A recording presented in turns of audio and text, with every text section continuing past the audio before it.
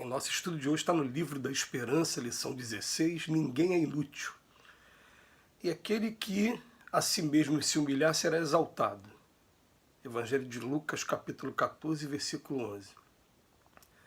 Será o maior no reino dos céus aquele que se humilhar e se fizer pequeno como uma criança, isto é, que nenhuma pretensão alimentar a superioridade ou a infalibilidade. Evangelho segundo o Espiritismo, capítulo 7, texto 6. Não aguardes aparente grandeza para ser útil. Missão quer dizer incumbência. A ninguém existe aos ventos do acaso. Buscando entender os mandatos de trabalho que nos competem, estudemos de leve algumas lições de coisas da natureza. A usina poderosa ilumina qualquer lugar a longa distância, contudo para isso não age por si só. Usa transformadores de um circuito a outro, alterando em geral a tensão e a intensidade da corrente. Os transformadores requisitam fios de condução, os fios recorrem à tomada de força. Isso, porém, ainda não resolve. Para que a luz se faça, é indispensável a presença da lâmpada que se forma dos componentes diversos. O rio de muito longe fornece água limpa à atividade caseira, mas não se projeta desordenado a serviço das criaturas. Cede os próprios recursos à rede de encanamento, a rede pede tubos de formação variada, os tubos exigem a torneira de controle. Isso, porém, ainda não é tudo. Para que o líquido se mostre purificado, requer-se o concurso do filtro. O avião transporta o homem de um lado para o outro da Terra, mas não é um gigante autossuficiente. A fim de elevar-se precisa combustível. O combustível solicita motores que o aproveitam. Os motores reclamam os elementos que se constituem. Isso, porém, ainda não chega. Para que a máquina voadora satisfaça os próprios fins, é indispensável se lhe construa adequado campo de pouso. No dicionário das leis divinas, as nossas tarefas têm sinônimo de dever. Atendamos à obrigação para que fomos chamados no clima do bem. Não te digas inútil, nem te asseveres incompetente. Para cumprir a missão que nos cabe, não são necessários um cargo diretivo, uma tribuna brilhante, um nome pré-claro ou uma fortuna de bilhões. Basta estimemos a disciplina no lugar que nos é próprio, com o prazer de servir. Emmanuel hoje vem falar para a gente de utilidade. Ele tem até esse texto aqui, né? O tema, ninguém é inútil. E ele vem chamando a atenção para a missão que cada um tem, embora a gente pense que não tem, né? Mas todo mundo tem uma missão, uma incumbência, como ele fala aqui. E a questão é que a gente precisa compreender qual é a razão da gente estar nesse cenário da vida nesse momento, e quais são as obrigações que nos competem, para a gente poder entender qual é a missão que a gente tem a cumprir. Porque todas as missões têm muita importância, todas elas são links, né, que você vai concluindo um determinado ponto, vai acessa o outro.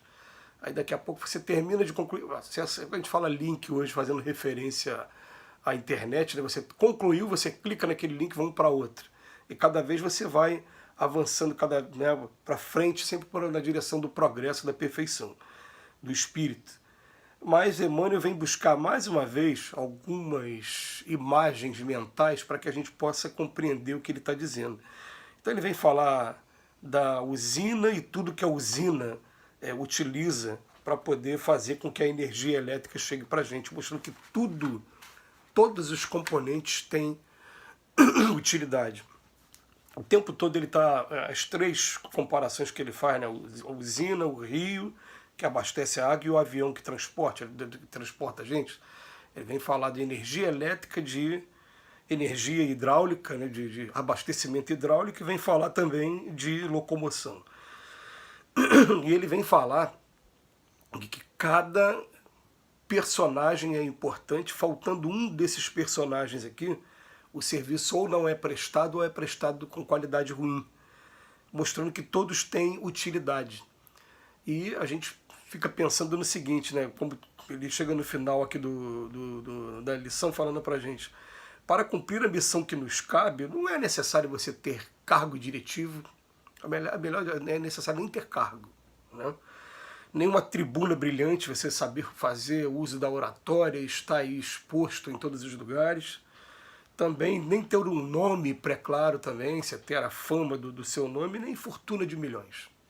Então ele chama a nossa atenção aqui para isso que é até interessante que a gente tem tido essa preocupação em nossas casas espíritas, e o espírito de Dr. Herman deixou uma mensagem para a gente que tem chamado muito a atenção, né, que ele fala para a gente que o problema hoje maior no meio espírita são as disputas de aquisição e de manutenção de cargos dentro da casa espírita, quando na verdade a gente deveria buscar mais encargos ao invés de cargos, né?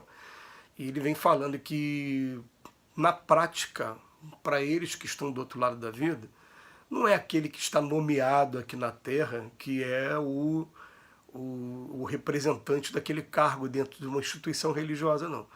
Que ele vem dizendo o seguinte, vem dizendo que muitas vezes aqui na Terra a gente vai encontrar uma pessoa que está com seu nome nos estatutos, né, sejam escritos ou sejam só verbais, os estatutos de uma instituição, mas quem realmente faz o trabalho, quem realmente carrega o piano, que faz a parte, é uma outra pessoa que não está com o nome no cargo, e para eles, no mundo espiritual, para esse é que é o representante maior daquela função ali.